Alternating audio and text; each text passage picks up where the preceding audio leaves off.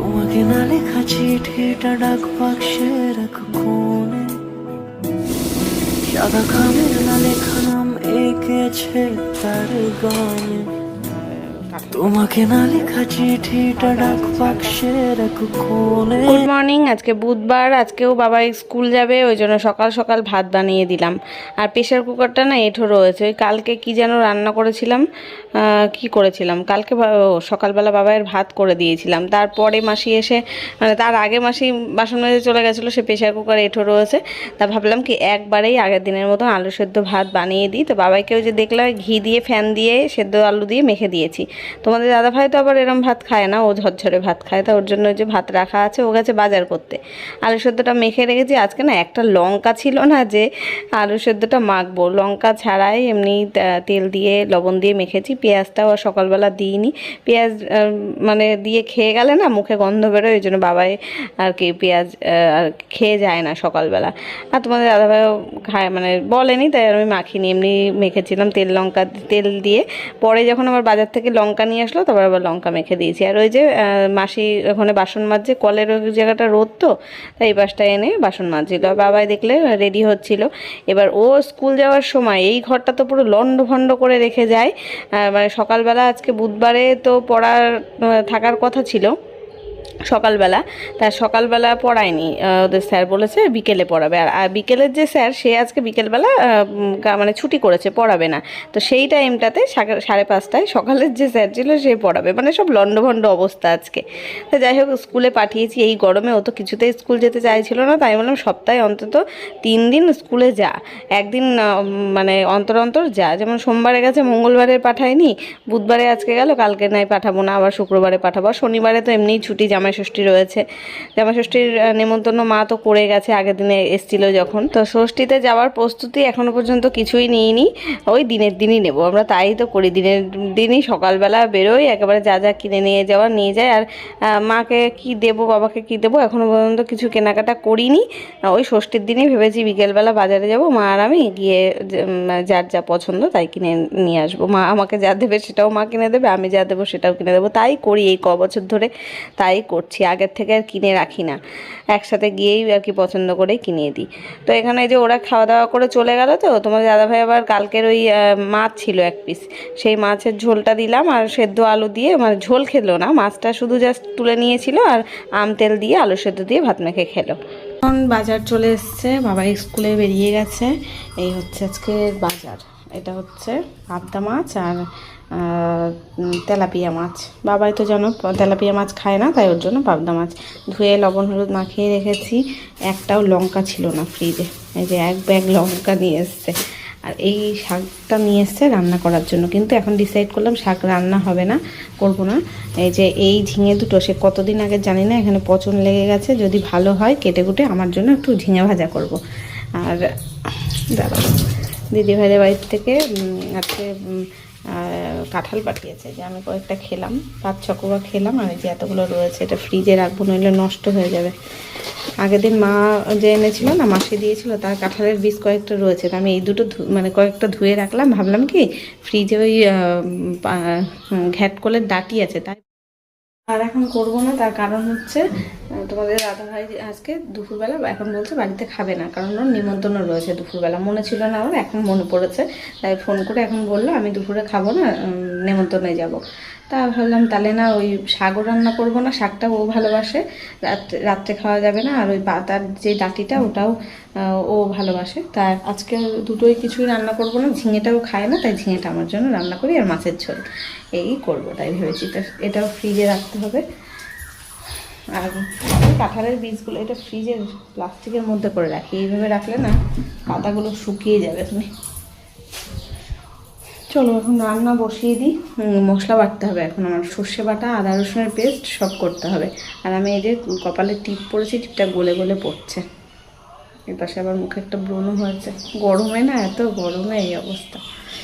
বাবাইয়ের বাবা ফোন করে বলল যে নেমন্তন্ন আছে ওর, আর পাবদা মাছটা তাহলে রান্না করে নাও, 3 পিস রয়েছে আমার আর বাবাইয়ের, হয়ে যাবে দুপুরবেলা। আর রাত্রেবেলা ওই এই মাছটা রান্না করতে, কি যেন তেলাপিয়াটা। তা আমি বললাম না না, রাতের বেলা আমি কোনো এই গরমের মধ্যে রান্না বান্না কোনো করবোই না, তাও আবার মাছ, ওই এই আস্তে আস্তে গন্ধ হয়ে যাবে, ওইসবের মধ্যে আমি নেই। যা করব দুপুরবেলা যত দেরি হয় হোক, খাটনি হয় হোক, আমি রান্না করেই রেখে দেবো সমস্ত কিছু। রাতে এসে তুমি খাওয়া তো, সেই রাতের জন্য তখন খেতে পারবা। আমার যেটা সুবিধা হয় সেটাই করে রাখে। রাতে নাই গরম গরম খাওয়া বলছো, গরম করে দেবো ঝোলটা, কি হয়েছে। তা আজকে কি করলাম, আদা রসুনের আর পেস্ট করলাম না, 2 রকম আলাদা আলাদা করে বাটতে হতো, সে মানে সময় লাগবে, দেরি হবে। তাই কি করলাম, সর্ষেই একবারে কাঁচা লঙ্কা সর্ষে আর একটু রসুন দিয়ে পেস্ট করে নিলাম। আর এই সর্ষে বাটাটা দিয়ে দেখবে পাবদা মাছও রান্না করা যায়, তেলাপিয়া মাছও রান্না করা যায়। যদি একটু বেগুন থাকতো না ভালো হতো, তা নেই, আর কি করা যাবে, তা ওটাই করব। আর এই দেখো, দেখলে ঝিঙেটা কি অবস্থা, পচা, একদম পচন ধরে গেছে ঝিঙেটাই, ওই জন্য ওটা তো বাতিল করে দিলাম, ওটা রান্না করা যাবে না। আর বাধ্য হয়ে এখন ওই ডাঁটিটাই বের করলাম, ঘ্যাটকলের ডাঁটিটা দিয়ে আর কাঁঠালের বীজ দিয়ে পেঁয়াজ দিয়ে লঙ্কা দিয়ে একটু ভাজা করে রাখবো। আমি দুপুরবেলা খাবো, আর বাদ বাকিটা রেখে দেবো বাবার জন্য, রাতে তো ভাত খাবে, রাতে খেয়ে নেবে। কাঁঠালের বিচি দিয়ে ওই ঘ্যাটকলের ডাঁটি ভাজাও খুব মানে ভালোবাসে। তো এখন আর কি রান্নাবান্নাটা স্টার্ট করব। সব কেটে কুটে আগে গুছিয়ে নিই, পেঁয়াজ লঙ্কা টমেটো যা যা কাটার সব কাটবো। আর আদা রসুনটা ছাড়াতে হলো না, এটা আমার অনেকটাই সাশ্রয় হলো সময়।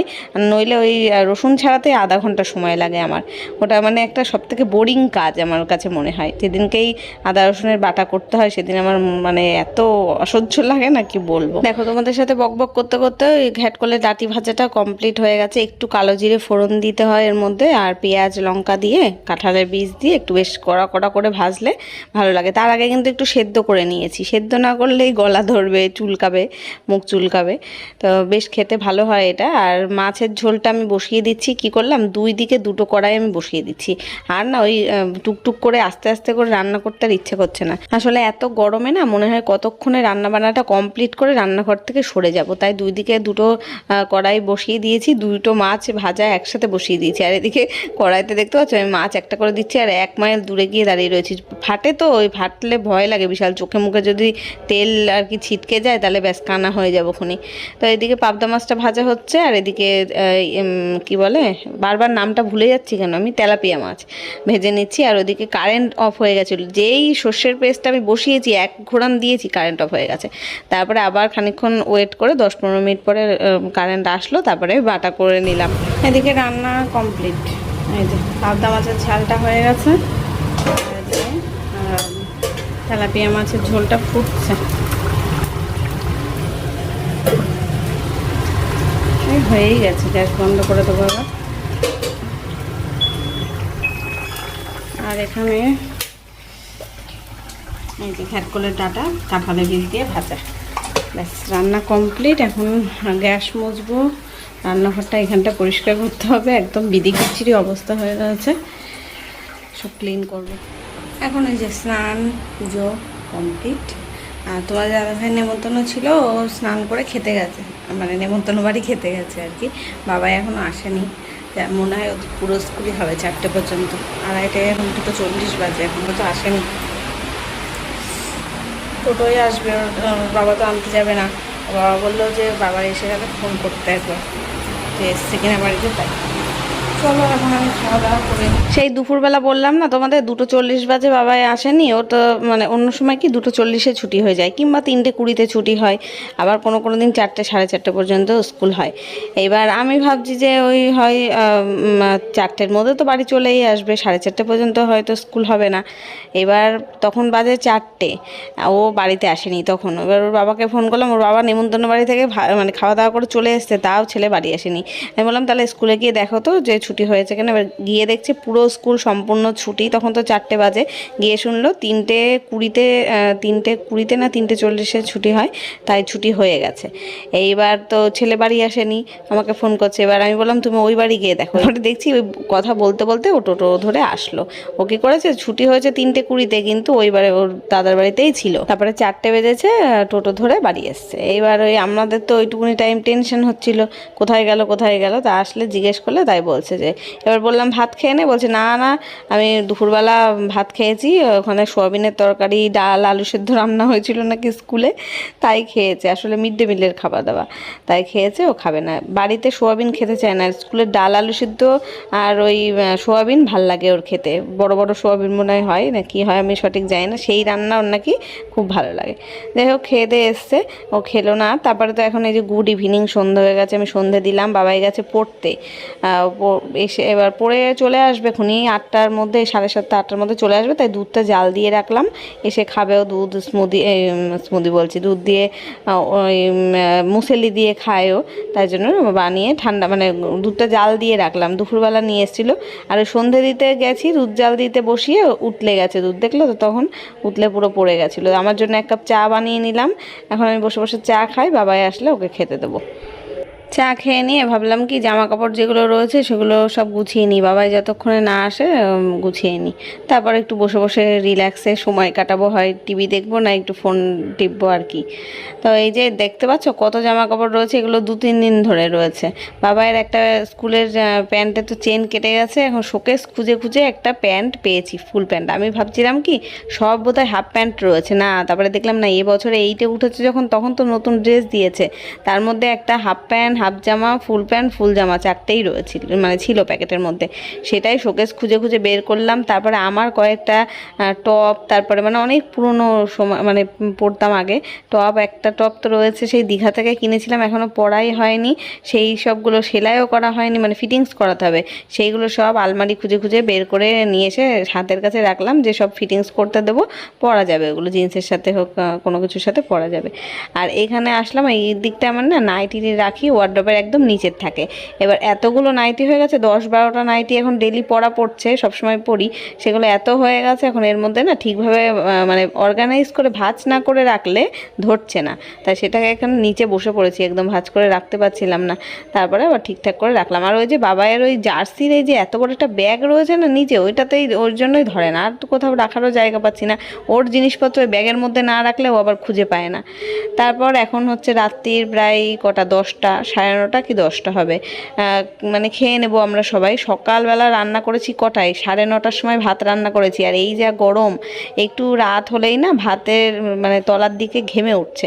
তাই ওর বাবাকেও ফোন করে বললাম তুমিও তাড়াতাড়ি বাড়ি চলে আসো, ভাত খেয়ে নেবা, নইলে কিন্তু ভাত কিন্তু ঘেমে উঠবে। আর আমি আর বাবাইও এখন খাওয়া দাওয়া করে নেবো। বাবাই সেই সন্ধ্যেবেলা বাড়ি চলে এসেছিলো, তখন দুধ খেয়েছিল, আর তারপরে তো টিভি দেখছিলাম আমরা এতক্ষণ বসে বসে। আর এখন রাত 10টা বাজলো, ভাত দিতে আসলাম। আমি সবে চুলটা বাঁধতে যাচ্ছিলাম ওই ঘরে, ভাবলাম চুল বেঁধে নিয়ে তারপরে খাওয়া দাওয়া করে নেবো। তাও বাবাই বলছে না না আমার ঘুম পেয়ে গেছে, খেতে দাও খেতে দাও, আর সারাদিন ভাত খাইনি। তা ওকে মাছ দিয়ে ওর মাছের ঝোলটা গরম করলাম, এবার আমাদের মাছের ঝোলটাও গরম করতে হবে, তাই খেতে দেবো।